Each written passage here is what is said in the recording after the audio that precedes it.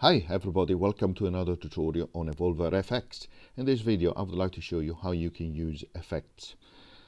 So effects can be applied to each lanes, and you find the way to apply an effects down here where in this section of EvolverFX where you have a tab which is called effects.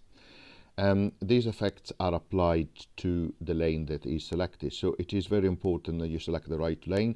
And also there are, in this case, send effects where you can where I'm highlighting here, which means you need to have a corresponding level set here on the main page, okay, where it says delay, reverb, modulation, and you can set the different level with the dials, and you can enable them and you can edit them as well, which I'll show you in a moment. So let's disable all the part of the performance which I have now loaded to leave only a base one, and also let's ensure that we select that lane.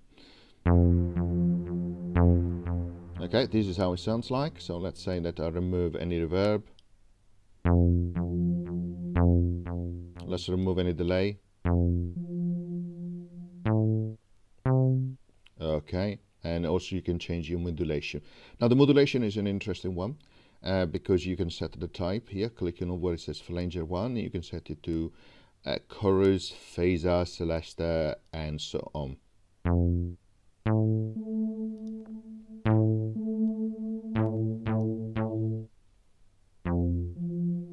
Okay, so chorus.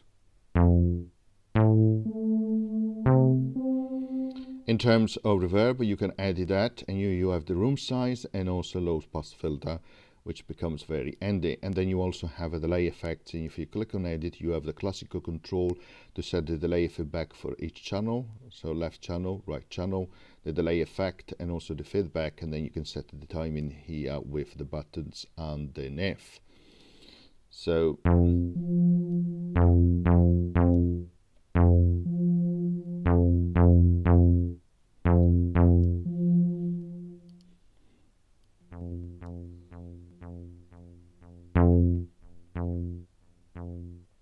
and you can hear the delay applied to it.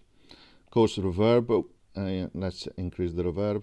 And now you see the reverb, but you can hear the reverb which is applied. Right, okay, so now let's move to the lane, to the settings for the specific lane, which are here. So starting from the top left, you have a dials for each of the effects. And remember, these are dials to send effects to the master page. So you need to still have activated suitable level and on the main page for each of the effects.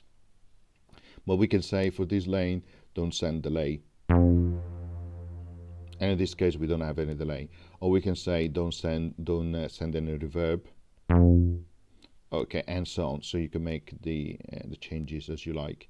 You have an additional dial here where you can change the portamento, which can be quite handy if you want to have some gliding effects.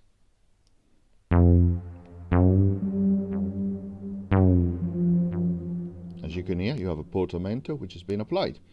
On the bottom part here we have a global tempo. So here it's important to note that these will have effect only if you're using the application standalone, no inside the DAW, because otherwise you will use the tempo from the DAW. Here you can have a dial to set the tempo. You can see the tempo reported or printed underneath. You can move up and down in fine details by 0.1, or you can go up in or down in with the right increment. Next, on the right hand side, you have an EQ level, which is really interesting. So you can activate it clicking on this button here. You have some template which are predefined. For example, if you want to boost the bass, you select the bass boost and it will make some corresponding changes. Then you have a button to undo the latest changes that you applied through the dials. And then underneath here you have the classical representation of sliders, which will change the gain and intensity for each frequency. So if I want to further emphasize a bass, I act on lower frequencies and I adjust the sliders in terms of intensity and gain.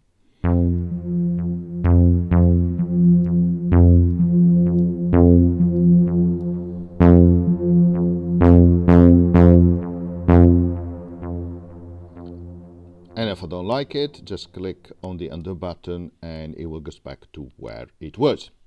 Okay, I hope you enjoyed and you found this useful. Now you know how to use effects applied to each lane with EQ, and you can adjust also global tempo. And as I said, remember to set the corresponding effect levels on the main page, otherwise you will not have the desired effect. See you next time. Bye.